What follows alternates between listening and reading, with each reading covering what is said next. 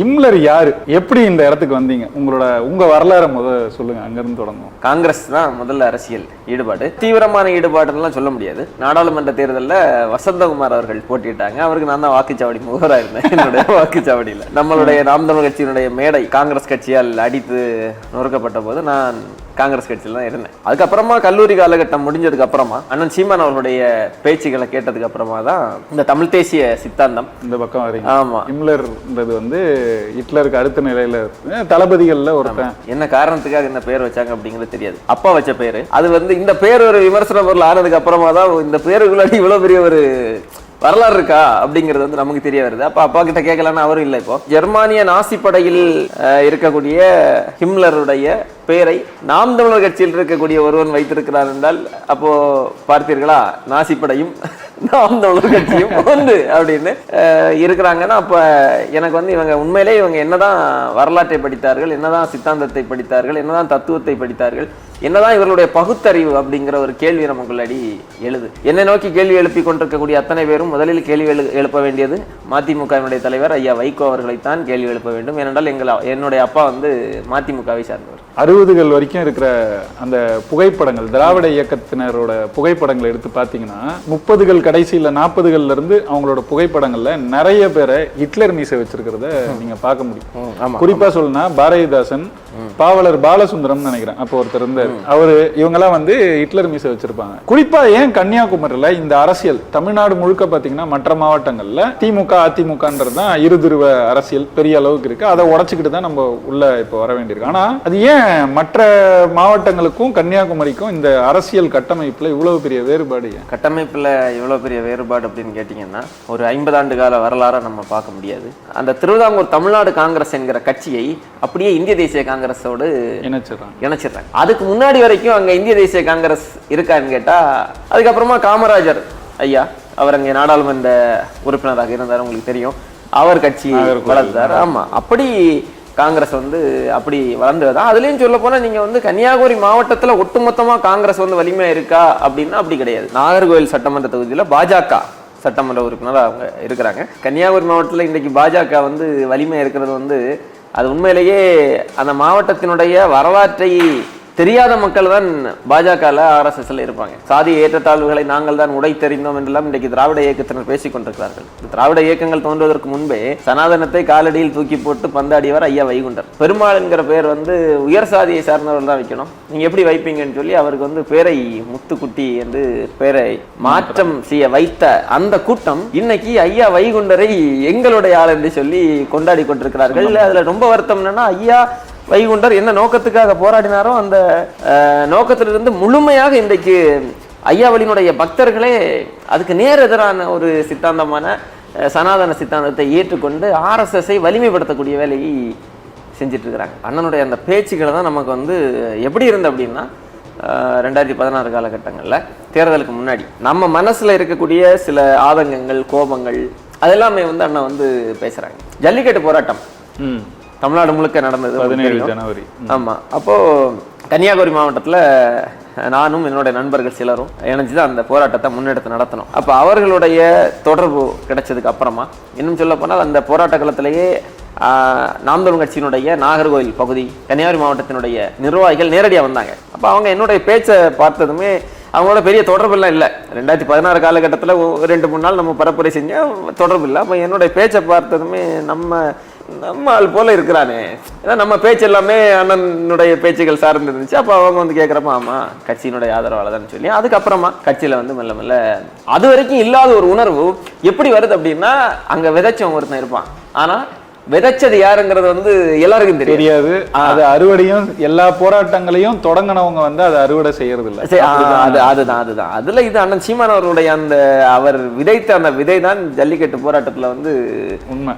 அது போராட்டத்துக்கு மேல உண்மை. அதை நம்ம அந்த களத்துல நின்று ஆரம்பிச்ச நம்ம அதை உணர்றோம். வேங்கை வலையொலி உறவுகளுக்கு வணக்கம். 2026 தேர்தல் நெருங்கிடுச்சு. குறிப்பா நாம் தமிழர் கட்சி முன்கூட்டிய ஒரு ஆண்டுக்கு முன்னாடியே வேட்பாளர்கள்லாம் அறிவிச்சு களத்துல இறங்கி வேலையை தொடங்கியாச்சு. அதுபோல ரொம்ப நாள் முன்னாடியே கிட்டத்தட்ட ஒரு 6-7 மாதத்துக்கு முன்னாடியே அறிவிக்கப்பட்டு வேலையை தொடங்கின ஒரு வேட்பாளரை தான் இன்னைக்கு நம்ம சந்திக்க போறோம். வாங்க சந்திக்கலாம். வணக்கம் இம்லர். வணக்கம். இம்லர் கிள்ளியூர் தொகுதியின் நாம் தமிழர் கட்சியின் வேட்பாளர். இம்லர் யாரு, எப்படி இந்த இடத்துக்கு வந்தீங்க, உங்க வரலாறை சொல்லுங்க, அங்கிருந்து தொடங்குவோம். இம்லருடைய வரலாறு அப்படின்னா ஹிட்லருடைய நாசி படையில அது அடுத்து வருவோம், வரேன். அது வச்சிருக்காங்க நிறைய பேர். நான் கல்லூரி காலகட்டங்களில் காங்கிரஸ் கட்சியினுடைய மாணவர் காங்கிரஸ் தலைவராக இருந்தேன். கல்லூரி 2ஆம் ஆண்டு படிக்கிறப்போ. அப்போ என்னன்னா நமக்கு அது என்ன ஆண்டு? நண்பர்கள் 2012 அந்த காலகட்டங்கள், 12-13 காலகட்டங்களில். அப்போது காங்கிரஸ் மேலே உள்ள பெரிய ஒரு ஈடுபாடோ பற்றோ அப்படியெல்லாம் கிடையாது. நண்பர்கள், உறவினர்கள், நம்மளுடைய சுற்று வட்டாரத்தில் இருக்கக்கூடிய எல்லாருமே காங்கிரஸில் இருந்தாங்க. அப்படி நம்மளும் காங்கிரஸில் இணைஞ்சு அதில் காங்கிரஸ் தான் முதல்ல அரசியல் ஈடுபாடு. ரொம்ப தீவிரமான ஈடுபாடுலாம் சொல்ல முடியாது. ஆனாலும் 2014ஆம் ஆண்டு நாடாளுமன்ற தேர்தலில் வசந்தகுமார் அவர்கள் போட்டிட்டாங்க. அவருக்கு நான் தான் வாக்குச்சாவடி முகவராக இருந்தேன். என்னுடைய வாக்குச்சாவடியில் நம்மளுடைய நாம் தமிழ் கட்சியினுடைய மேடை ஆத்தூரில் காங்கிரஸ் கட்சியால் அடித்து நொறுக்கப்பட்ட போது நான் காங்கிரஸ் கட்சியில் தான் இருந்தேன். அதுக்கப்புறமா கல்லூரி காலகட்டம் முடிஞ்சதுக்கு அப்புறமா அண்ணன் சீமான் அவர்களுடைய பேச்சுக்களை கேட்டதுக்கு அப்புறமா தான் இந்த தமிழ் தேசிய சித்தாந்தம் இந்த பக்கம் வரீங்க. ஆமா, இந்த பக்கம். அதுக்கு முன்னாடி நீங்க சொந்த ஊரெல்லாம் எங்க? அங்க கன்னியாகுமரியில? ஆமா, கன்னியாகுமரி குளச்சல் சட்டமன்ற தொகுதிக்கு உட்பட்ட பெத்தேல்புரம் பகுதி. அங்கேதான் பிறந்து வளர்ந்தது, படிச்சு எல்லாமே அங்கே, எல்லாமே அங்கதான் பிறந்தது வளர்ந்தது. கன்னியாகுமரியை தாண்டி எங்கேயுமே போனதில்லை. படிப்புக்கும் எல்லாத்துக்குமே கன்னியாகுமரியே தான். மகிழ்ச்சி. இப்ப உங்க பேரை பத்தி கேட்கும் போது ஹிட்லர் நாசி படைன்னு ஆரம்பிச்சிங்க. ஏன்னா இது ஏற்கனவே ஒரு சிக்கல் வந்துச்சு, அது பத்தியும் கொஞ்சம் பின்னாடி பேசுவோம், அந்த சிக்கலை பத்தி. ஆனா அது வரும்போது முத திமுக சார்ந்த இணையத்துல எழுதிக்கிட்டு இருப்பாரு ஒருத்தர். அவர் தான் இந்த விமர்சனத்தை வச்சாரு. இம்லர்ன்றது ஹிட்லருக்கு அடுத்த நிலையில தளபதிகள்ல ஒருத்தன், ரொம்ப கொடூரமான ஆளு, அவன் பேரை போய் வச்சிருக்காங்க அப்படின்னு சொல்லி சொன்னாங்க. இப்ப பாத்தீங்கன்னா அண்மையில மீண்டும் அதே மாதிரி ஒருத்தர் தொடர்ச்சியா அண்ணன் சீமானை பத்தியும் நாம் தமிழர் கட்சி பத்தியும் எழுதிக்கிட்டே இருக்காரு. அதை இன்னொரு தன்னை தமிழ் தேசியவாதி என்று சொல்லிக்கொள்ளும் இன்னொருத்தர் பகிர்ந்துகிட்டே இருக்காரு. அதுல 2 நாள் முன்னாடி நான் ஒரு விமர்சனம் பார்த்தேன். இந்த பேர் வச்சு இம்லருங்கிறது யாரு தெரியுமா? நாசி படையில். இவங்கதான் கொண்டு நாசி படையை நமக்கு அறிமுகப்படுத்துறது போல. எல்லாருக்குமே தெரியும் கிட்டத்தட்ட. கோயபல்ஸ் அடுத்த நிலையில இருந்தாரு, இம்லர் இருந்தாரு. இம்லர் தான் குறிப்பா அந்த எக்ஸிகியூஷனுக்கு ஆட்களை அனுப்புற வேலை எல்லாம் செஞ்சாரு. எல்லாரும் யாருக்கு அவர் பேர் என்ன, எயிங்ஸ்மேன் ஒருத்தர் இருப்பார்ல, அவர் தான் இதுல அர்ஜென்டினால இருந்து பிடிச்சிட்டு வந்தாங்க. ஓரளவுக்கு வரலாறு தெரிஞ்ச செகண்ட் வேர்ல்டு வார் கடக்காம யாரும் வந்திருக்க மாட்டாங்க. கண்டிப்பா. அப்ப தெரிஞ்சிருக்கும். அப்ப இதை திரும்ப இது ஒரு விமர்சனமா உங்க மேல வருது. அந்த பெயர் காரணம் என்ன? உங்களுக்கு எப்படி அந்த பெயர் வந்துச்சு? உங்களுக்கு தெரியுமா, இல்ல எப்ப தெரிய வந்துச்சு? இல்ல, அது உண்மையை சொல்ல போனா உறுதியா தெரியாது. என்ன காரணத்துக்காக இந்த பெயர் வச்சாங்க அப்படிங்கிறது தெரியாது. அப்பா வச்ச பெயரு. அப்பா வெளியே சவுதி அரேபியால இருந்தாங்க. அப்போ அங்கே யார் சொல்லி வச்சாங்க, யாருடைய பேரை பார்த்து வச்சாங்க அப்படிங்கிறது தெரியாது. அது இந்த பேர் ஒரு விமர்சன பொருள் ஆனதுக்கு அப்புறமா தான் இந்த பேருக்குள்ளாடி இவ்வளோ பெரிய ஒரு வரலாறு இருக்கா அப்படிங்கிறது நமக்கு தெரிய வருது. அப்போ அப்பா கிட்ட கேட்கலான்னு அவரும் இல்லை. இப்போ அவரும் அப்பா இருந்த வரைக்கும் உங்களுக்கு தெரியாது. இது எப்போ உங்களுக்கே இந்த விமர்சனம் வந்த பிறகு? எனக்கு இது எப்போ வருதுன்னா 2021-22 காலகட்டங்கள்ல தான். அப்பதான் இந்த பேருக்கு பின்னாடி இப்படி ஒரு, நான் 2021 சட்டமன்ற தேர்தல் அப்போ தென்காசி மாவட்டத்துல சொரண்டை பகுதியில ஒரு கூட்டம். அந்த கூட்டத்துல நான் பேசுறேன். அப்ப அந்த பேச்சை எடுத்து போட்டு அப்பதான் முதல் முறையா எழுதுறாங்க. அது கம்யூனிச சித்தாந்தத்தை ஏற்றுக்கொண்டதாக சொல்லக்கூடிய நபர்கள், அவர்கள் தான் என்ன சொல்றாங்கன்னா, இந்த பேரை முதல்ல சொல்றாங்க. சொல்லி அது எப்படி ஜெர்மானிய நாசி படையில் இருக்கக்கூடிய ஹிம்லருடைய பெயரை நாம் தமிழர் கட்சியில் இருக்கக்கூடிய ஒருவன் வைத்திருக்கிறார் என்றால், அப்போ பார்த்தீர்களா, நாசி படையும் நாம் தமிழர் கட்சியும் அப்படின்னு. அது நமக்கு என்ன ஒரு ஆச்சரியம் அப்படின்னா, யாரோ போற போக்கில் சமூக வலைதளங்கள்ல அரசியல் புரிதல் எதுவும் இல்லாத ஏதோ சில நபர்கள் எழுதுறாங்க, பேசுறாங்கிறது வேற, அதை நம்ம கடந்து சென்றலாம். ஆனா இது தங்களை எழுத்தாளர்களாக, முற்போக்காளர்களாக, உலக வரலாறுகளை எல்லாம் படித்த அதிமேதாவிகளாக, பகுத்தறிவாளர்களாக தங்களை அடையாளப்படுத்தி கொண்டிருக்கக்கூடிய கம்யூனிஸ்டுகள் குறைந்தபட்சம் இந்த பெயரை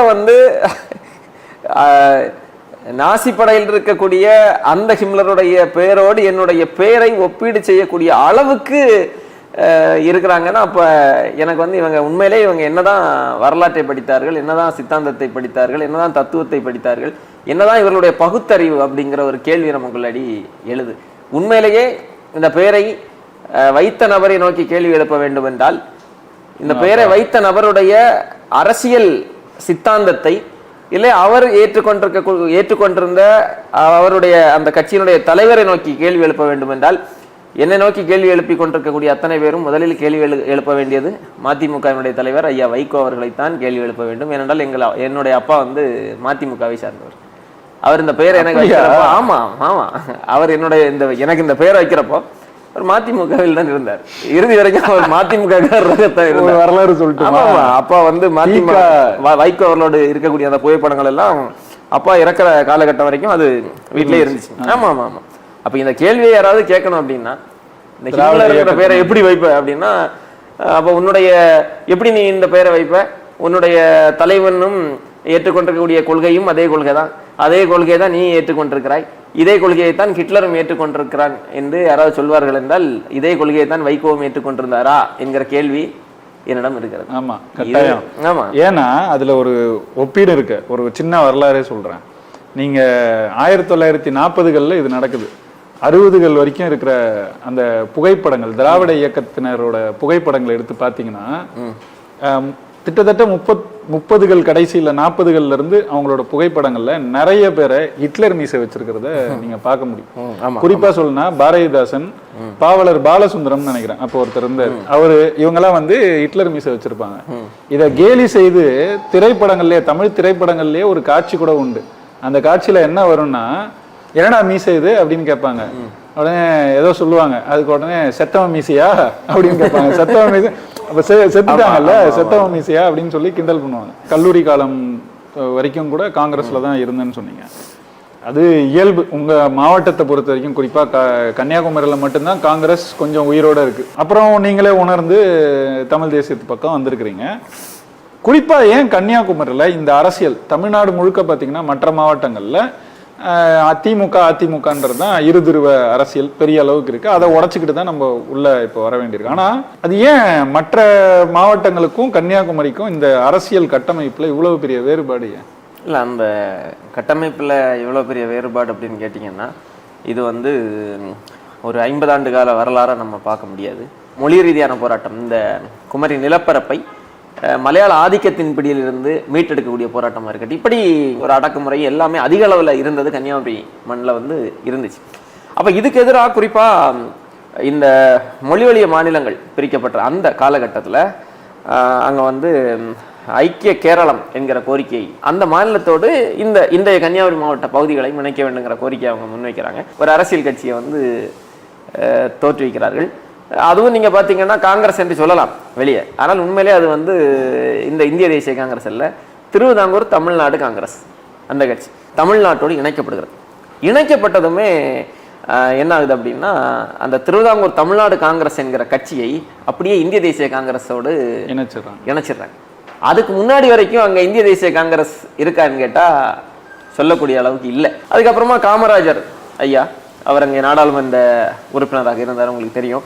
அவர் கட்சி வளர்ந்தார். ஆமா, அப்படி காங்கிரஸ் வந்து அப்படி வளர்ந்ததுதான். அதுலயும் சொல்ல போனா நீங்க வந்து கன்னியாகுமரி மாவட்டத்துல ஒட்டுமொத்தமா காங்கிரஸ் வந்து வலிமையா இருக்கா அப்படின்னா அப்படி கிடையாது. நாகர்கோவில் சட்டமன்ற தொகுதியில பாஜக சட்டமன்ற உறுப்பினர் அவங்க இருக்கிறாங்க. ஆனால் காங்கிரஸை பொறுத்த வரைக்கும் இந்த 3 தொகுதிகளில் தான் இருக்கிறாங்க. மற்ற தொகுதிகளில் வந்து வலிமையா இல்லை. பாரதிய ஜனதா கட்சியை பொறுத்த வரைக்கும் பாஜக அங்கே வேறுன்றதற்கான கொஞ்சம் வலிமையாவே இருக்கிறாங்க. பாஜக வலிமையா இருப்பதற்கான காரணம் உங்களுக்கு தெரியும். அது வந்து அன்னைக்கு அது மிக முக்கியமான ஒரு காரணம். அதுல இருந்து தான் கொஞ்சம் அங்க ஒரு வேறு பரப்புறாங்க. ஆர்எஸ்எஸ்கே ஒரு கட்டமைப்பு இருக்கிறது அங்கதான். அப்ப இதுதான் அதனுடைய ஒரு காரணமே தவிர வேற வரலாற்று ரீதியான செய்திகள்லாம் இல்லை. இது இன்னொன்னு என்னன்னா கன்னியாகுமரி மாவட்டத்தில் இன்றைக்கு பாஜக வந்து வலிமையா இருக்கிறது வந்து அது உண்மையிலேயே அந்த மாவட்டத்தினுடைய வரலாற்றை தெரியாத மக்கள் தான் பாஜகவில் ஆர்எஸ்எஸ்ல இருப்பாங்க. ஏன்னா சனாதனத்தை நாங்கள் எதிர்த்தோம், சாதிய ஏற்றத்தாழ்வுகளை நாங்கள் தான் உடைத்தெறிந்தோம் என்றெல்லாம் இன்றைக்கு திராவிட இயக்கத்தினர் பேசிக் கொண்டிருக்கிறார்கள். திராவிட இயக்கங்கள் தோன்றுவதற்கு முன்பே சனாதனத்தை காலடியில் தூக்கி போட்டு பந்தாடியவர் ஐயா வைகுண்டர். தாள கிடப்பாரை தற்காப்பதே தர்மம் என்று சொல்லி அன்னைக்கு வந்து இப்போ மாதிரி இல்லை. அன்னைக்கு வந்து நீங்க சாலையில நடந்து போறீங்கன்னா உயர் சாதிக்காரன் என்று அடையாளப்படுத்தப்பட்டவன் அவன் வந்து எதிர வர்றான்னா நீங்க வந்து சாலையில இறங்கி நிற்கணும். பார்த்தால் தீட்டு இருந்தது, தொட்டால் தீட்டுங்கிறத தாண்டி பார்த்தாலே தீட்டு. அதான் இந்த காணாமை. நீங்க வந்து ஒரு குறிப்பிட்ட அடி தாண்டி நிற்கணுங்கிற இந்த கொடுமைகள் இருந்தது. அது மாதிரி ஊர் கிணறுகளில், பொது நீர்நிலைகளில், பொது கிணறுகளில் தண்ணீரை எடுக்க முடியாது. கோவில் தெருக்களுக்குள்ளால கூட நுழைய முடியாது. மீசை வைக்கிறதுக்கு வரி இருந்தது, முட்டிக்கு கீழே வேட்டி கட்ட முடியாது. இப்படி நிறைய வரிகள், அவ்வளவு வரிகள் இருந்தது. இந்த வரி கொடுமைகள் எல்லாவற்றையும் செய்தது யார் என்றால் அன்றைக்கு ஆண்ட திருவிதாங்கூர் அரசு. அது வந்து சனாதன ஆட்சி முறையை ஏற்றுக்கொண்ட அரசு, இந்துத்துவ கோட்பாடுகளை முழுமையாக ஏற்றுக்கொண்ட அரசு. அப்ப இதை எதிர்த்து தான் ஐயா வைகுண்டர் தனி சமயத்தை உருவாக்குறார். அவர் வந்து ஐயா வழி என்கிற தனி சமயத்தை ஐயா வைகுண்டர் உருவாக்குனது வந்து இந்த கட்டமைப்பு இதுக்கு எதிராகத்தான் உருவாக்குனார். அவருக்கே பெயரை வைக்க விடல இவங்க. இன்னைக்கு அவரே வந்து அவருக்கு வந்து முடிசூடும் பெருமாள் என்கிற பெயரை வைக்கிறாங்க.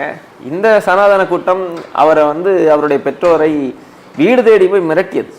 எப்படி நீங்க வைப்பீங்க, பெருமாள் என்கிற பெயர் வந்து உயர் சாதியை சார்ந்தவர்கள் தான் வைக்கணும், நீங்க எப்படி வைப்பீங்கன்னு சொல்லி அவருக்கு வந்து பேரை முத்துக்குட்டி என்று பெயரை மாற்றம் செய்ய வைத்த அந்த கூட்டம் இன்னைக்கு ஐயா வைகுண்டரை எங்களுடைய ஆள் என்று சொல்லி கொண்டாடி கொண்டிருக்கிறார்கள். அதுல ரொம்ப வருத்தம் என்னன்னா, ஐயா வைகுண்டர் என்ன நோக்கத்துக்காக போராடினாரோ அந்த நோக்கத்திலிருந்து முழுமையாக இன்றைக்கு ஐயாவளியினுடைய பக்தர்களே அதுக்கு நேர் எதிரான ஒரு சித்தாந்தமான சனாதன சித்தாந்தத்தை ஏற்றுக்கொண்டு RSS-ஐ வலிமைப்படுத்தக்கூடிய வேலையை செஞ்சிட்டு இருக்கிறாங்க.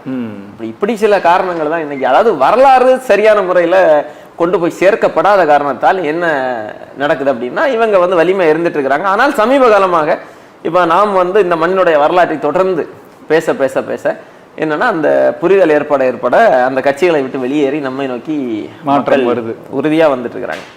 இப்ப இது சொன்னீங்க, நாம் தமிழர் கட்சியில நீங்க இணைஞ்சதுக்கு காரணம் நீங்க படிப்பெல்லாம் முடித்த பிறகுதான் அண்ணன் சீமானுடைய பேச்சுக்களை பாக்குறீங்க அப்படின்னு சொல்றீங்க. அண்ணன் பேச்சை பார்த்தது மட்டும்தான் காரணமா, இல்ல அந்த காலகட்டத்துல ஏதாவது ஒரு மாற்றம் நிகழ்ந்து உங்களுக்கு ஒரு புரிதல் வந்து எப்படி நீங்க முழுமையா நாம் தமிழருக்கு வர்றதுக்கான காரணம் என்ன? இல்ல அது வந்து பாத்தீங்கன்னா, முதல்ல அண்ணனுடைய அந்த பேச்சுக்களை தான் நமக்கு வந்து எப்படி இருந்து அப்படின்னா, 2016 காலகட்டங்கள்ல தேர்தலுக்கு முன்னாடி அப்போ நம்ம மனசுல இருக்கக்கூடிய சில ஆதங்கங்கள், கோபங்கள் அதெல்லாமே வந்து அண்ணன் வந்து பேசுறாங்க.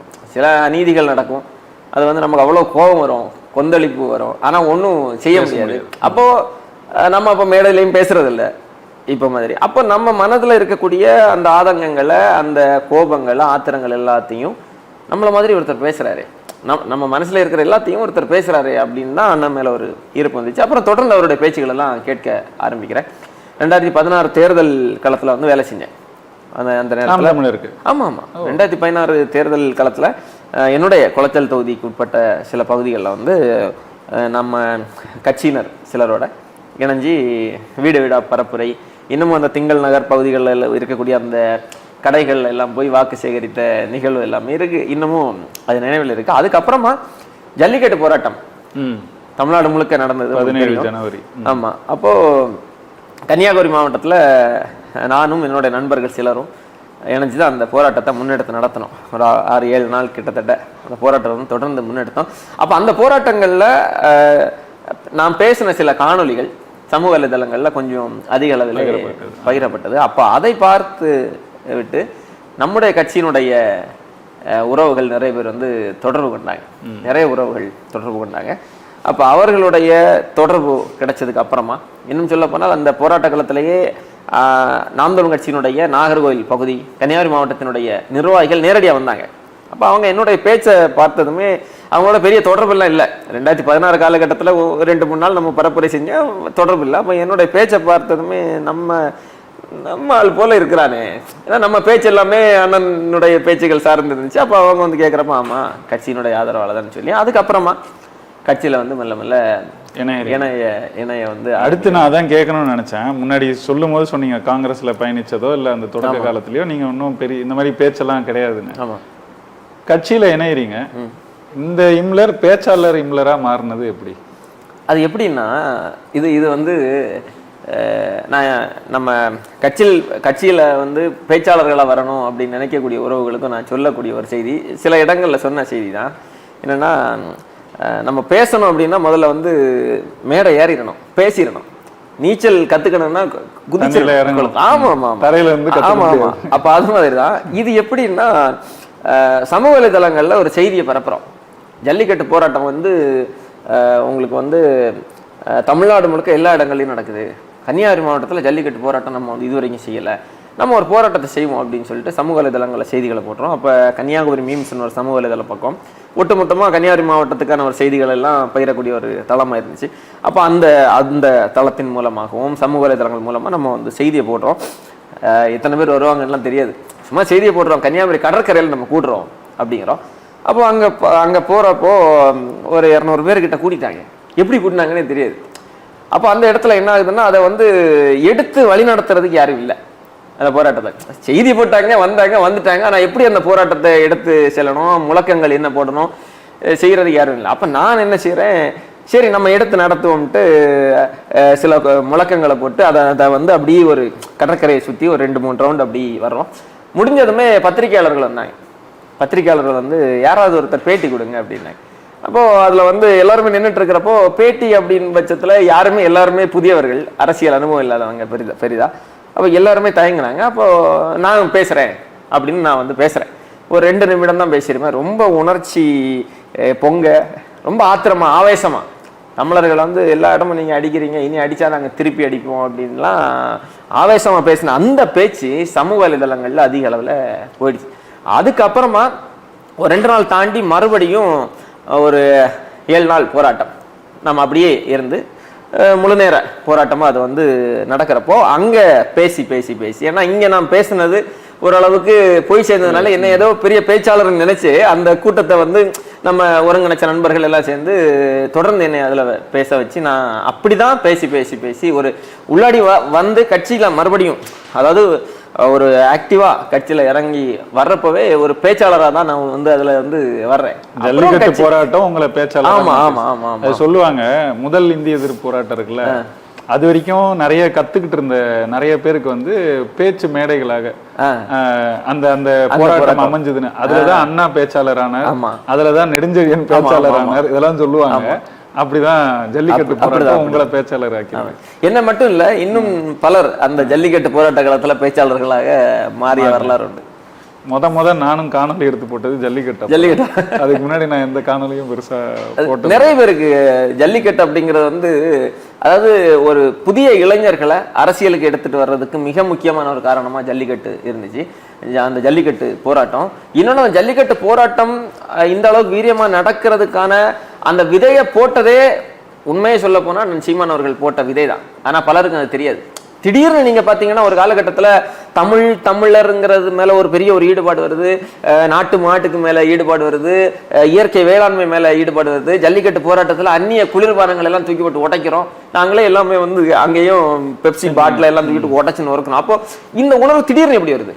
அது வரைக்கும் இல்லாத ஒரு உணர்வு எப்படி வருது அப்படின்னா, அங்க விதைச்சவங்க ஒருத்தன் இருப்பான், ஆனா விதைச்சது யாருங்கிறது வந்து எல்லாருக்கும் தெரியாது. அது அறுவடையும் எல்லா போராட்டங்களையும் தொடங்கினவங்க வந்து அதை அறுவடை செய்யறது இல்லை.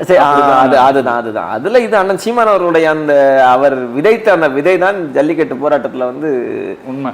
அது வந்து 100% மேல உண்மை. அதை நம்ம அந்த களத்துல நின்று ஆரம்பிச்ச நம்ம வந்து அதை உணர்றோம். இப்ப நான் அந்த இடத்துல போனேன் அப்படின்னா அது அண்ணனுடைய பேச்சுக்களை கேட்டு ஈர்க்கப்பட்டு தான் நம்ம அதில் போகிறோம். அப்போ அந்த 7 நாளும் முழுமையாக நம்ம வந்து என்ன பேசுகிறோம், அண்ணன் பேசின அந்த பேச்சுக்கெல்லாம் தொடர்ந்து நம்ம அதில் பேசிகிட்டே இருக்கிறோம். அப்போ அதில் வந்த ஆயிரக்கணக்கான இளைஞர்களுக்கு அந்த கருத்தியல் போய் சேருது, அவங்க அதை எடுத்துகிட்டு போகிறாங்க. அப்படி தான் அது வந்தது. இப்போ பேச்சாளர் ஆயிட்டீங்க, அப்புறம் பல மேடைகள் பேசியிருக்கீங்க, 100கணக்கில் பேசியிருப்பீங்கன்னு நான் நினைக்கிறேன். அதுல இந்த தர்மபுரி மேடையை மறக்க முடியாது. நான் இன்னொரு மேடையை மறக்க மாட்டேன், அதை நம்ம பேசியிருக்கோம். தர்மபுரி மேடைய மறக்க மாட்டாங்க. அதை இப்ப நினைச்சு பார்க்கும்போது எப்படி இருக்கு? 4 ஆண்டு ஆயிடுச்சா இப்போ?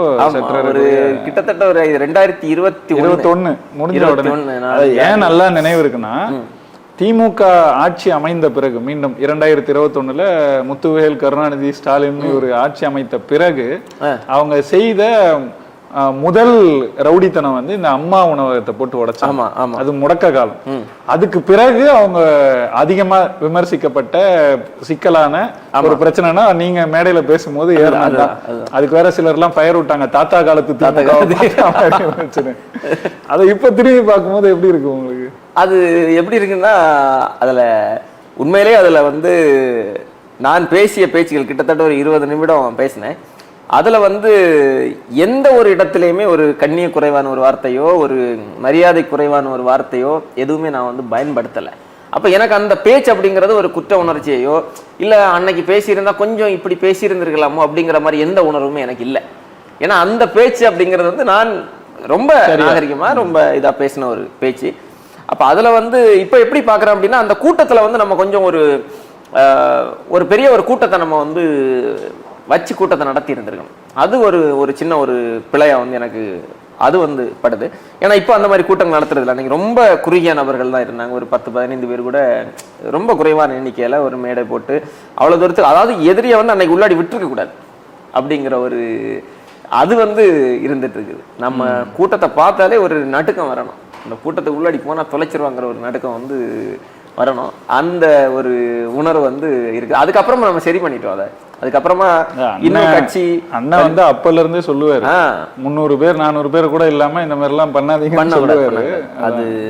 அது ஒண்ணு. இன்னொன்னு, அன்னைக்கு எனக்கு வந்து உண்மையை சொல்ல போனா அன்னைக்கு வந்து ஒரு சரியான ஒரு நல்ல ஒரு உடல் நலனோடு கூட நான் வந்து இல்லை. கொஞ்சம் உடல்நிலை சரியில்லாம இருந்தேன்.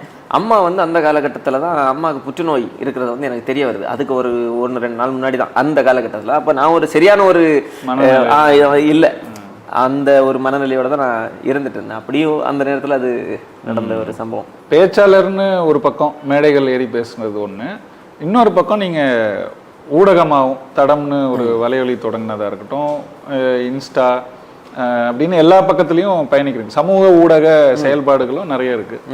இப்போ களத்துக்கும் மேடையில பேசுறது ஒரு பக்கம், அதுவும் உங்க கருத்துக்களை மக்கள்கிட்ட விதைக்குது. இது இன்னொரு பக்கம் போய் விதைக்குது. இதை எப்படி சரியா பயன்படுத்தணும்?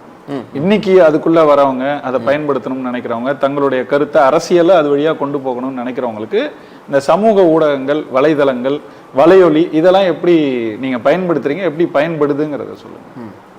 இப்ப சமூக வலைதளம் அப்படிங்கிறது வந்து இன்னைக்கு இருக்கக்கூடிய காலகட்டத்துல ரொம்ப ரொம்ப முக்கியமான ஒரு பெரிய ஒரு ஆயுதம்னு சொல்லலாம் சமூக வலைதளம்.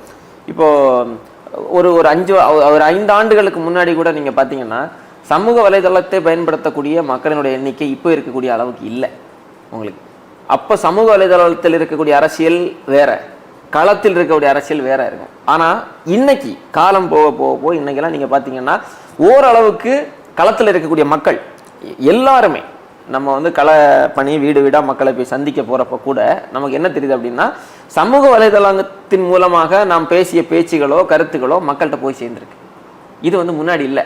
இன்னும் சொல்ல போனா கடந்த தேர்தலில் கூட நம்ம வந்து சமூக வலைதளங்கள்ல பெரிய தாக்கத்தை நம்ம ஏற்படுத்தணும். ஆனால் சமூக வலைதளங்களில் ஏற்பட்ட அந்த தாக்கம் களத்துல வந்து இருந்துச்சா, அதிக அளவுல பிரதிபலிச்சான்னு கேட்டா ஒரு 10 பேர்கிட்ட களத்துல சந்திக்க போறோம்னா ஒரு 2 பேருக்கு தெரிஞ்சிருக்கலாம் சமூக வலைதளங்கள். ஆனா இப்போ அப்படி இல்லை. ஓரளவுக்கு பெரும்பாலான மக்களுக்கு வந்து சமூக வலைதளம் அப்ப சமூக வலைதளங்களை பயன்படுத்தக்கூடிய மக்களினுடைய எண்ணிக்கை மிகப்பெரிய அளவுல, மிகப்பெரிய அளவும் கடந்த 5 ஆண்டுகள்ல கடந்த தேர்தலையும் இந்த தேர்தலை ஒப்பிடுறப்போ மிகப்பெரிய அளவுல வந்து அது வந்து வளர்ச்சி அடைந்திருக்கு. அப்ப அந்த அடிப்படையில் சமூக வலைதளங்களையும் நம்ம வந்து பயன்படுத்தணும். அதிக அளவுல பயன்படுத்துறது அப்படிங்கிறது வந்து களத்துல நமக்கு உதவும், கை கொடுக்கும். அந்த நிலைக்கு இருக்குது. முன்னாடி சொல்லுவாங்க சமூக வலைதள அரசியல் வேற, கள அரசியல் வேற அப்படிம்பாங்க. 2016 காலகட்டத்துல அதுல வந்து நீங்க பாத்தீங்கன்னா சமூக வலைதளங்களை இருக்கக்கூடிய செய்திகளை பார்த்துக்கிட்டு வெளிநாடுகளில் இருந்து இந்த சமூக வலைதளங்களை மட்டுமே பார்த்த நம்ம கட்சியினர் உறவுகள் ஒரு பெரிய ஒரு நம்பிக்கையோட வந்தாங்க. இந்த சமூக வலைதளங்கள்ல இருக்கக்கூடியதுதான் ஒரு உண்மையான நிலை, கள நிலவரம் அப்படிதான் இருக்கும். நான் இங்க களத்துல வந்து பார்த்தா அவங்க நிறைய பேர் அதிர்ச்சி அடைந்தாங்க.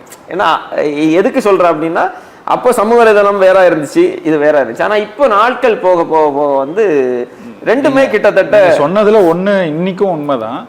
100 விழுக்காடு உண்மையை நாடி வரவங்களுக்கு ஊடகங்கள் இன்னைக்கு சரியான உண்மைகளை தரதில்லை. அதனாலேயே நிறைய பேர் உண்மையை தெரிஞ்சுக்கிறதுக்கு சமூக வலைதளம் தள்ளப்படுறாங்க. சரியா சொன்னீங்க. அப்போ அது வந்து சமூக வலைதளங்களை அதிக அளவில் பயன்படுத்தணும். குறிப்பாக இப்போ தேர்தல் நேரத்தில் நம்ம வேட்பாளர்கள் இருக்கிறாங்க, வேட்பாளர்களாக இருக்கட்டும், நம்ம கட்சியினுடைய உறவுகளாக இருக்கட்டும், கொஞ்சம் சமூக வலைதளங்கள்லையும் கொஞ்சம் காணொலிகள் தொடர்ந்து வந்து போடுறது அப்படிங்கிறது வந்து தாக்கத்தை ஏற்படுது, போய் சேருது மக்கள்கிட்ட. நீங்கள் ஒரு வீட்டில் நீங்கள் போகிறது அப்படிங்கிறது வந்து ஒரு ஒரு ஒரு 2 மணி நேரம் நீங்கள் எடுத்தீங்கன்னா எத்தனை வீடை தான் நீங்கள் போக முடியும். ஆனால் 2 மணி நேரம் வேண்டாம், ஒரு காணொலியை நீங்கள் வந்து தயாரித்து வந்து வெளியிடுறதுக்கு. அது வந்து ஆயிரக்கணக்கான மக்களை போய் சேரும், லட்சக்கணக்கான மக்களை கூட போய் சேர்ந்துடும். அப்போ அது வந்து ஒரு பெரிய ஒரு ஆயுதம். நான் முதல்ல சொன்ன மாதிரி அந்த ஆயுதத்தை வந்து சரியா பயன்படுத்தலாம். இன்னைக்கு நம்ம கட்சிக்காரங்க பெரும்பாலும் எல்லாரும் சரியா பயன்படுத்துறாங்க. கொஞ்சம் சில ஆண்டுகளுக்கு முன்னாடி வந்து அண்ணனை பல இடங்கள்ல அறிவுரை கொடுக்கிற நிலைக்கு தள்ளிருந்தாங்க. இன்னைக்கு அந்த அறிவுரையே தேவைப்படாத நிலைக்கு மாறி இருக்கும். ஆமா, உறுதியா. இப்ப கிள்ளியூருக்கு வருவோம்.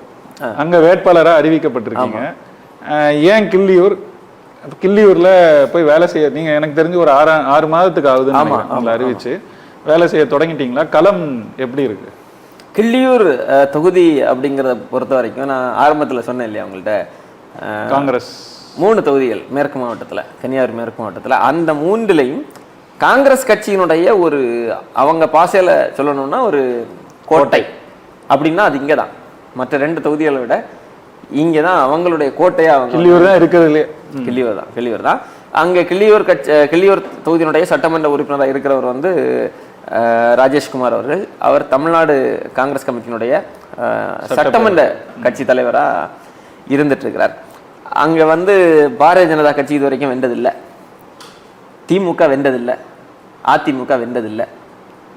காங்கிரஸ் தான் இது வரைக்கும். காங்கிரஸ், தமிழ் மாநில காங்கிரஸ் வெற்றி பெற்றிருக்கு. உங்களுக்கு வந்து சுயேட்சை 96ல் தமிழ் மாநில காங்கிரஸ் வென்றிருக்கும்.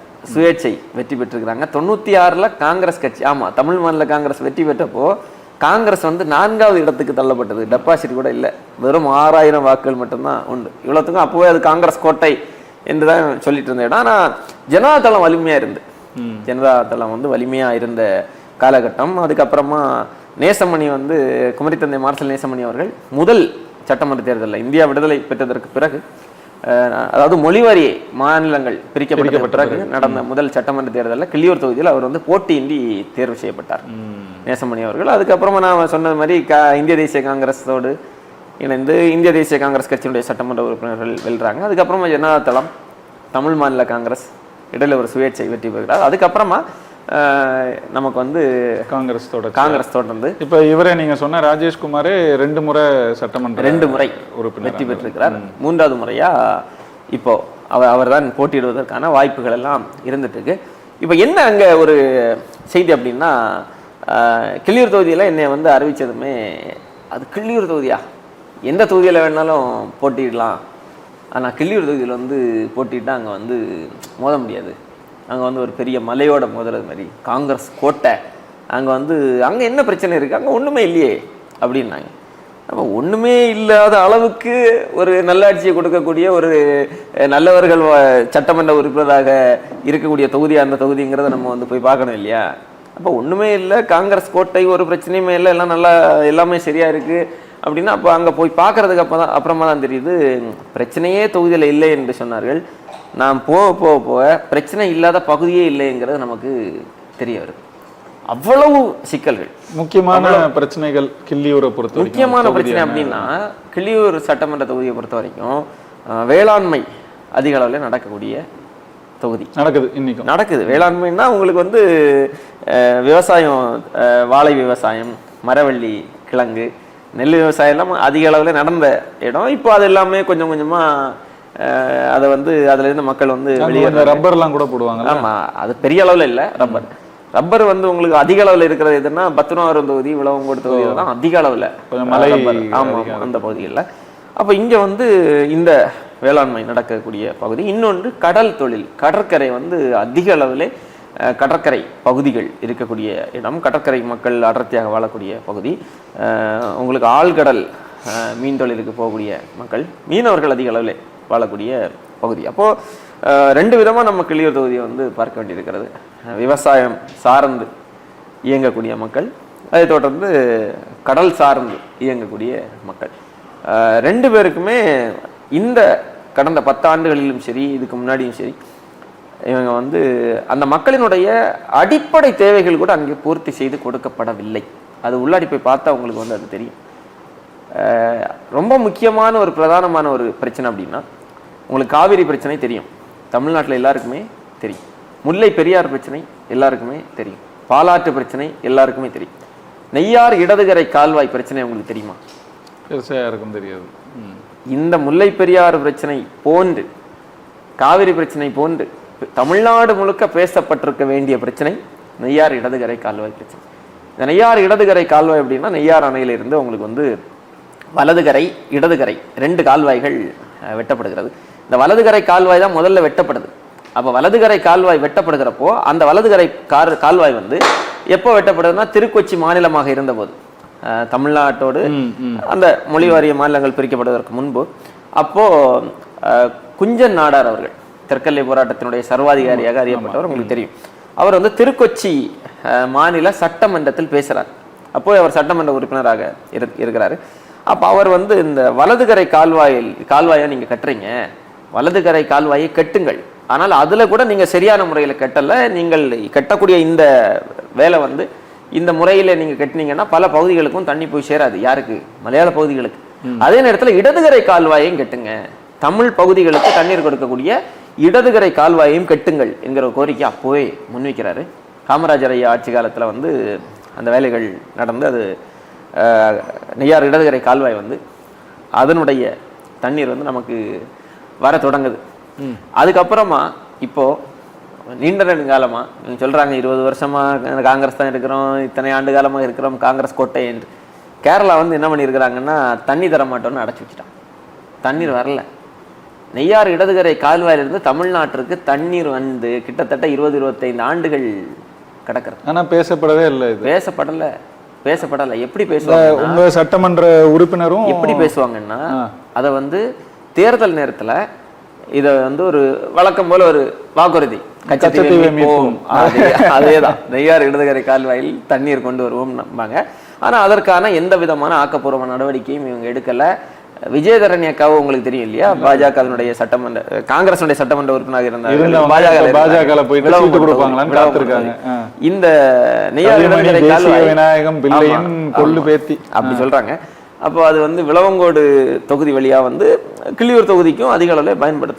அவங்க காங்கிரஸ் கட்சியில சட்டமன்ற உறுப்பினர் இருந்தப்போ சட்டசபையில இந்த கேள்வி எழுப்புறாங்க, நெய்யார் இடதுகரை கால்வாயில தண்ணீர் வராம இருக்கு, கால்வாய் வந்து தூர்வாரப்படாமலும் இருக்கு, அதுக்கு நடவடிக்கை எடுக்கும்னு சொன்னதும் அன்றைய நீர்வளத்துறையினுடைய அமைச்சராக இருந்த நம்ம ஐயா துரைமுருகன் அவர்கள் அவர் சொன்ன பதில் என்னன்னா, தண்ணி வராத கால்வாயை தூர்வாரனா என்ன, தூர்வாரலைன்னா என்ன அப்படிங்கிறது. அந்த கால்வாய் பார்த்தீங்கன்னா இன்னைக்கு கேரளா ஒருவேளை தண்ணீரை வந்து திறந்து விட்டான்னா கூட வராது, முழுமை வந்து சேராது. கால்வாய் வந்து அவ்வளவு ஆக்கிரமிப்புகள், அவ்வளவு உங்களுக்கு வந்து புற்கள் பிடிச்சி அது வந்து அடைச்சி எங்கேயாவது வெள்ளமா போய் மக்கள் அழிவுக்கு தான். அப்ப அப்படி இருக்கு. இந்த கால்வாய் பிரச்சனை அப்படிங்கிறது வந்து இந்த கிள்ளியூர் தொகுதியினுடைய ஒரு உயிர்நாடி பிரச்சனை. இந்த கால்வாய் வராம இன்னைக்கு என்ன ஆகுது அப்படின்னா, உங்களுக்கு இந்த கால்வாயில தண்ணி வராம என்ன ஆகுது அப்படின்னா, பல இடங்கள்லையும் விவசாயம் வந்து மெல்ல மெல்ல மெல்ல அழிந்து வருகிறது. விவசாயத்தை விட்டு மக்கள் வந்து வெளியேறுகிறார்கள். இதற்கான ஆக்கப்பூர்வமான எந்த நடவடிக்கையுமே இவங்க வந்து எடுக்கப்படலை, எதுவுமே எடுக்கப்படலை. பேரளவுக்கு வாயளவுக்கு பேசுவாங்களே தவிர எந்த நடவடிக்கையும் எடுக்கல. ஆனால் இந்த கேரளாவிலிருந்து தண்ணி தரல, ஆனா இங்குள்ள மலைகள் எல்லாம் உடைத்து நொறுக்கப்பட்டு அதிக அளவிலே கிள்ளியூர் சட்டமன்ற தொகுதி வழியாக கேரளாவுக்கு கடத்தப்படுது. பதிலுக்கு ஆமா, விழிஞம் துறைமுகம் மட்டும் இல்ல, நிறைய பேர் என்ன நினைச்சிட்டு இருக்கிறாங்கன்னா விழிஞத்துக்கு தான் போகுது அப்படின்ட்டு. விழிஞம் துறைமுகத்திற்கு மட்டும் அல்ல, கேரளாவினுடைய சாலை போடுவதற்கு, பாலம் கட்டுவதற்கு, வீடு கட்டுவதற்கு, எல்லாத்துக்கும் தமிழ்நாட்டு பக்கத்துல இருக்கிற மலைகளை வெட்டி கொண்டு போறாங்க. ஆமா, அங்க வந்து இங்கிருந்து தான் அங்குள்ள கேரளாவினுடைய கட்டுமானத்திற்கு முழுமையாக நம்முடைய வளங்கள் தான் செல்றாரு. அங்கிருந்து கோழி கழிவுகள், மருத்துவ கழிவுகள் எல்லாவற்றையும் இங்க வந்து கொட்டுறாங்க. அதை தடுக்கிறதுக்கும் முடியல. கனிம வளங்கள் கொண்டு போறதையும் தடுக்க முடியல, அங்கிருந்து கழிவுகள் கொட்டப்படுவதையும் தடுக்க முடியல. அது கிள்ளியூர்லயும் பெரிய அளவுக்கு பெரிய அளவில் பெரும் சிக்கலா இருக்கு. அதுல என்னன்னா, நான் வந்து ஒரு மாத காலத்துக்கு முன்னாடி கேள்வி கேட்கிறேன். நீங்க வந்து கனிம வளங்கள் கேரளாவுக்கு கிள்ளியூர் சட்டமன்ற தொகுதி வழியாக கடத்தப்படுகிறது, அதுக்கு சட்டமன்ற உறுப்பினர் ராஜேஷ்குமார் அவர்கள் ஏன் நீங்க பேசல அப்படின்னு கேட்டதுக்கு அவர் என்ன பண்ணாருன்னா, 2வது நாள் அவருடைய கட்சியினுடைய மீனவர் அணியை இறக்குறாரு. எனக்கு எதிராக அவங்க வந்து கூட்டம் போட்டு பேசுறாங்க, தீர்மானம் போடுறாங்க, எனக்கு எதிராக என்னைய கண்டிச்சு தீர்மானம் போடுறாங்க. அப்புறம் பத்திரிகையாளர் சந்திப்புல என்ன பேசுறாங்க அப்படின்னா, கிள்ளியூர் தொகுதியில் எந்த வழியாக கனிமங்கள் கேரளாவுக்கு செல்கிறது என்று தம்பி ஹிம்லர் சொல்ல வேண்டும். கடற்கரைக்கு வரக்கூடிய கற்களை தான், அதாவது கிள்ளியூர் தொகுதியில் இருக்கக்கூடிய கடற்கரை பகுதிகளில் இருக்கக்கூடிய கட்டுமானங்களுக்காக, அந்த தூண்டில் வளைவு போன்ற கட்டுமான வேலைகளுக்காக வரக்கூடிய கனிமங்களை தான் நம்ம எதிர்க்கிறதா ஒரு அவதூறை சொன்னாங்க. அதுக்கு நான் ஒரு பதில் போட்டேன். இங்கிருந்து செல்லக்கூடிய பெரும்பாலான லாரிகள் கிள்ளியூர் சட்டமன்ற தொகுதி வழியாக கோழிவளை செக் போஸ்ட், அந்த செக் போஸ்ட் தாண்டி தான் செல்கிறது என்கிற கேள்விகளெல்லாம் நான் வந்து ஆதாரப்பூர்வமாக வச்சேன். அதுக்கப்புறமா பதில் இல்லை. இனிமேல் ஹிம்லருக்கு எதிராக யாரும் பேசக்கூடாது என்று சொல்லி வாய்ப்பூட்டு சட்டம் போட்டிருப்பதாக செய்தி அவர்களுக்குள்ளாலே. அப்போ அதை தாண்டி அப்ப இது ஒரு பெரிய சட்டமன்ற தலைவர் அவர்கள் இதை செய்யறார். அவர் என்னன்னா, அவர் வந்து உண்மையை சொல்ல போனா கடந்த 10 ஆண்டுகள்ல அவருக்கு எதிராக எந்த ஒரு அரசியல் நடவடிக்கையும் அங்க நடக்கல. பாஜக உட்பட அவருக்கு எதிராக எந்த அரசியலையுமே செய்யல. அதுதான் இங்க வந்து காங்கிரஸ் கோட்டை நடக்குதுன்றது நானே ராஜா. அப்ப அப்படி ஒரு பிம்பம் இங்க அவர் ஒண்ணும் செய்ய முடியாது அப்படிங்கிற கருத்துருவாக்கத்தை வந்து செஞ்சு வச்சு அவருக்கு எதிராகவோ இல்லை அங்க காங்கிரஸுக்கு எதிரான ஒரு அரசியலை செய்யறதுக்கே மக்கள் வந்து தயங்கக்கூடிய, யாரும் முன்வராத ஒரு இடமா தான் அந்த களம் வந்து இருந்துச்சு. அப்ப நம்ம எடுத்து அடிக்க ஆரம்பிக்கிறோம். இப்பதான் நம்ம போறோம். பிரச்சனையே இல்லையா அப்படின்னா, கன்னியாகுமரி மாவட்டத்தினுடைய பெரும் பிரச்சனையா இருக்கக்கூடிய கனிமவள கடத்தலே இந்த தொகுதி வழியாக தான் நடக்கிறது. அப்ப இதை நம்ம பேசுனதுக்கு அப்புறமா தான், இது கிள்ளியூர் தொகுதி வழியாகத்தான் செல்கிறதோ, அந்த கோழிவளை செக் போஸ்ட் வந்து கிள்ளியூர் தொகுதியில தான் இருக்கு. நிறைய பேர் இன்னமும் என்ன நினைச்சிட்டு இருந்தாங்க அப்படின்னா, அது வந்து விளவங்கோடு தொகுதியில இருக்கு அப்படின்னு. ஆனால் அது கிள்ளியூர் தொகுதியில இருக்கு. அப்ப அதை நம்ம பேசுனதுக்கு அப்புறமா தான் அப்போ இதை வந்து இது ஒரு கேள்வியா அங்க வந்து பரவலா மக்கள் மத்தியில பேசப்படுது. அதுக்கப்புறமா இன்னும் நிறைய சிக்கல்கள் கடற்கரை மக்களுடைய, நீங்க பாத்தீங்கன்னா அவங்களுக்கு வந்து கடல்ல தொழிலுக்கு போறாங்க, பலாயிரம் கோடி அந்நிய செலாவணியை ஈட்டிட்டு வர்றாங்க. ஆனால் அவர்களுடைய உயிருக்கான ஒரு உத்தரவாதம் கூட இல்லாம தான் கடல்ல போயிட்டு வர்றாங்க. நீங்க சாலையில நம்ம பயணிச்சுட்டு இருக்கிறோம், திடீர்னு ஒரு விபத்து வருது, 108 ஆம்புலன்ஸ் வரும், நம்மளை எடுத்துக்கொண்டு போய் உயிரை ஏதோ ஒன்றை செஞ்சு பாதுகாத்துப்பாங்க, அதுக்கான வசதிகள் இருக்கு. கடல்ல ஒரு விபத்து வருது, ஒரு பேரலை விபத்து, இல்லை படகு மோதி விபத்து, யாரு எப்படி மீட்பது? என்ன இருக்கு? அப்போ ஒரு கடல் ஆம்புலன்ஸ் வேண்டும் மீட்பு பணிக்காக, நீண்ட காலமா இருக்கு, செய்யல. ஒரு ஹெலிகாப்டர் தளம் வேண்டும், பல ஆண்டு கால கோரிக்கை. இப்பவும் பாருங்க, இந்த முறையும் செராக்ஸ் எடுத்து வருவாங்க, ஹெலிகாப்டர் தளம் அமைக்கப்படும் அப்படின்ட்டு, அதுவும் செய்யல. மீனவர்கள் கடல்ல காணாம போனா அவங்களுக்கு வந்து இறப்பு சான்றிதழ் வந்து 7 ஆண்டு காலம் ஆகிறது. இறப்பு சான்றிதழ் இந்த மீனவர்களுக்கு மட்டும் இல்லை, பொதுவாகவே 7 ஆண்டு காலம் ஆகுது இறப்பு சான்றிதழ். ஆனால் மீனவர்களை பொறுத்த வரைக்கும் அவங்க வந்து கடல் தொழிலுக்காக போகிறார்கள். அப்ப கடல் தொழிலுக்கு அவங்க போறப்போ அங்கே ஒரு பேரலையிலையோ இல்லை இயற்கை பேரிடரிலோ ஏதோ ஒன்றுல அவங்க விபத்துலையோ அவங்க வந்து போயிடுறாங்க. அப்போ வந்து 7 ஆண்டுகள் அவர்களுக்கு வந்து அந்த இறப்பு சான்றிதழை கொடுக்காம இருந்தீங்கன்னா வாரிசு சான்றிதழ் கிடைக்காது. அந்த குடும்பத்தினுடைய நிலை என்ன என்கிற ஒரு பெரிய ஒரு கேள்வி இருந்துட்டு இருக்கு. இதை வந்து நீங்க சமவெளி பகுதிகளில் இருக்கக்கூடிய மக்களுக்கு வழங்கப்படுவதும் 7 ஆண்டு தான், இதுவும் 7 ஆண்டு தான் சொல்லிட்டு நீங்க வந்து இந்த ஒப்பீடு அப்படிங்கிறது ரொம்ப தவறான ஒப்பீடு. ஏன்னா இவங்க வந்து முழு நேரமா இவங்க வந்து கடல்லையே தொழில் செய்யக்கூடிய நபர்கள். அப்போ அதையே நம்பி இருக்கக்கூடிய நபர்கள், கடல் தொழிலுக்கு போகக்கூடிய நபர்கள், அவங்க வந்து மற்ற பகுதிகளில் கூட நீங்க வந்து வந்துடலாம், கடல்ல வந்து எப்படி வருவாங்க 7 ஆண்டுகள் கழித்து? அப்போ அதை இந்த அரசே என்ன பண்ணாங்கன்னா, மக்கள் நீண்ட காலம் கோரிக்கை வச்சதுக்கு அப்புறமா ஓராண்டு காலமா நாங்க வந்து அதை வந்து குறைப்போம்னு சொல்லி வாக்குறுதி எல்லாம் கொடுத்தாங்க, எதுவுமே செய்யல. இதுலயும் நீங்க 7 ஆண்டுகள் வந்து 7 ஆண்டுகள் முடிந்ததும் உடனே இறப்பு சான்றிதழ் கிடைக்காது. அதுக்கப்புறமா நீதிமன்றத்துக்கு போனோம், அது ஒரு பெரும் போராட்டம்.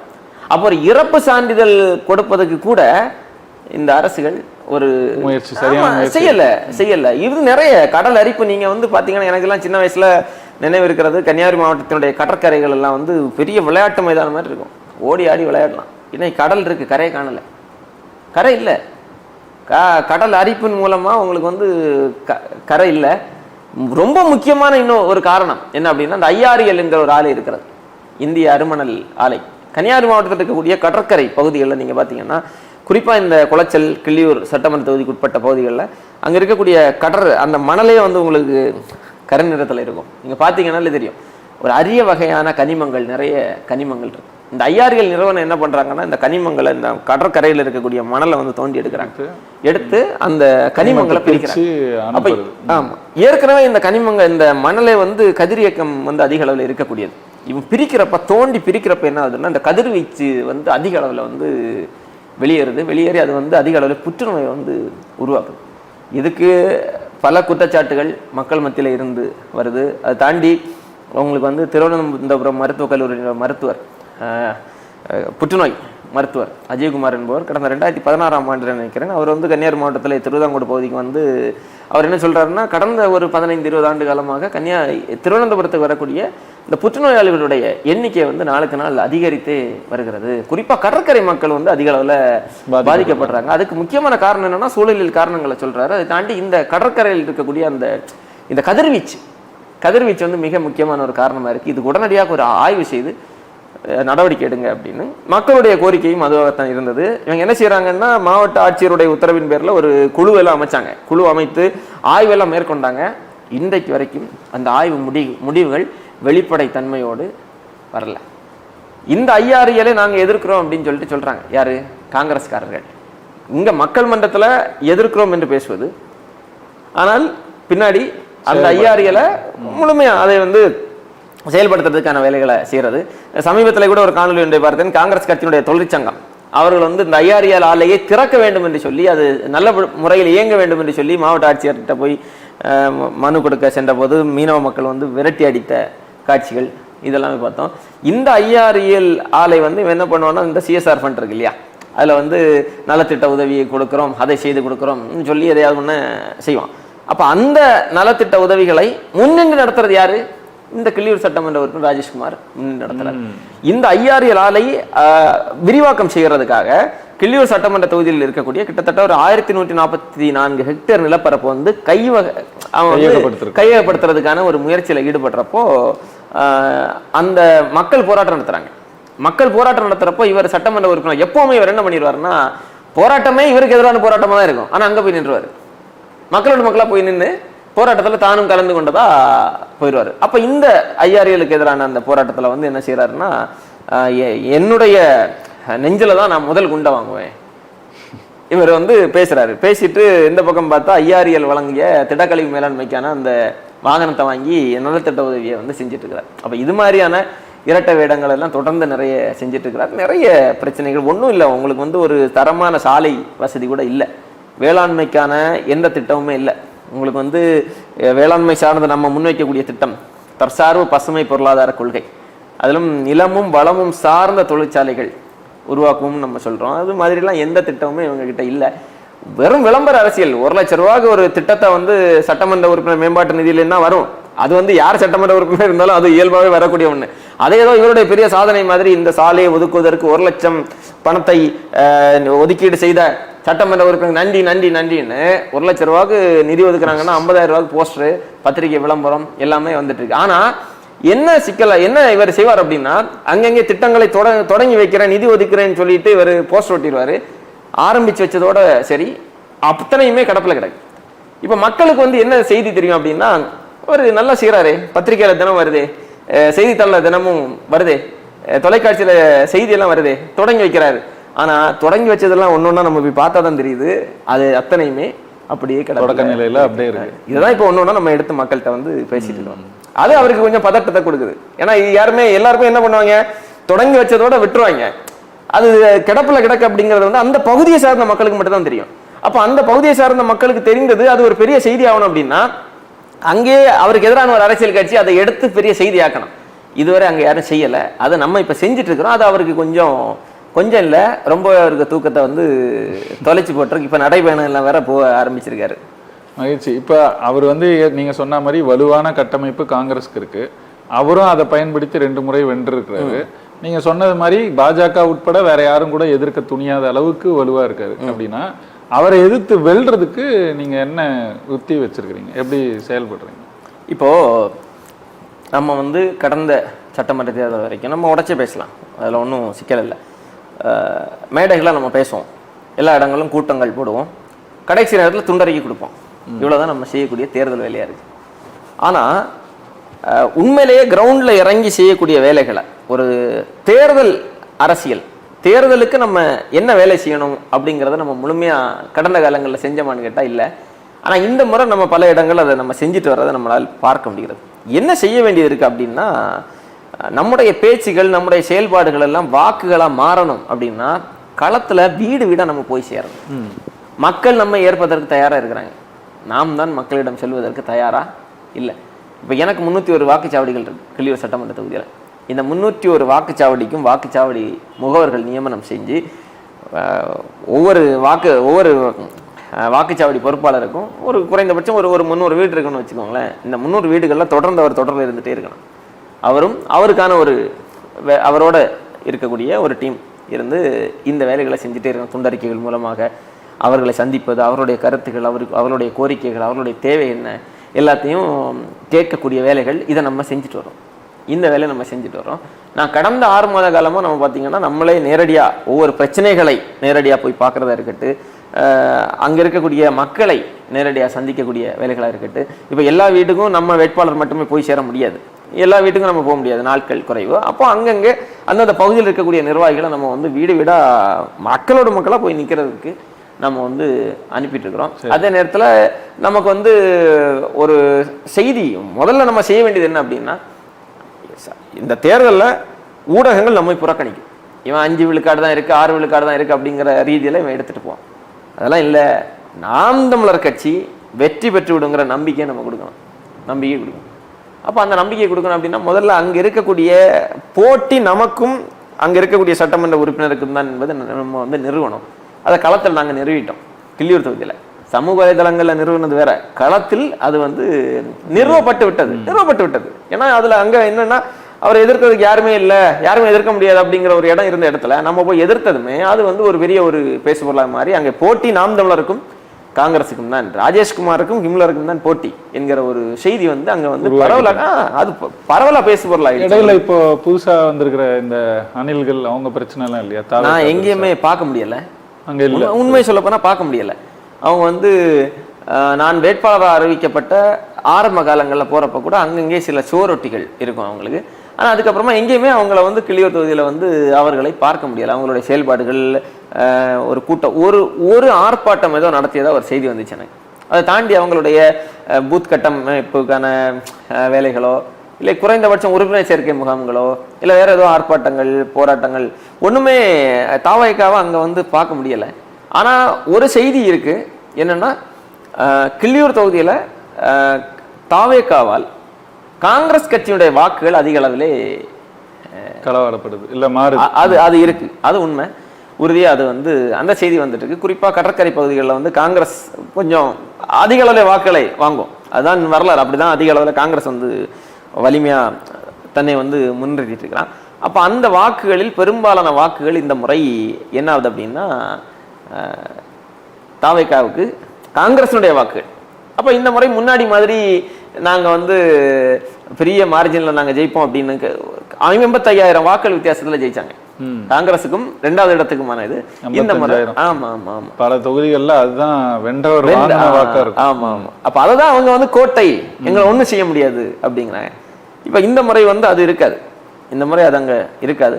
வாக்குகள் காங்கிரசினுடைய வாக்குகள் தாவேக்கா ஒரு புறம் அவங்க எடுக்கிறதா சொல்றாங்க. ஏன்னா கடற்கரை பகுதிகளில் கொஞ்சம் காங்கிரஸுடைய வாக்குகள் அதிக அளவில் போகுது.